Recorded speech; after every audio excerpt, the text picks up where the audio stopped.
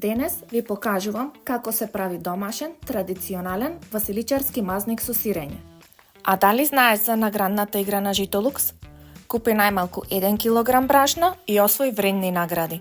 За мазникот потребни се 450 грама просеано екстра бело брашно, една рамна мала лажичка сол, 40 мл масло и млака вода по потреба.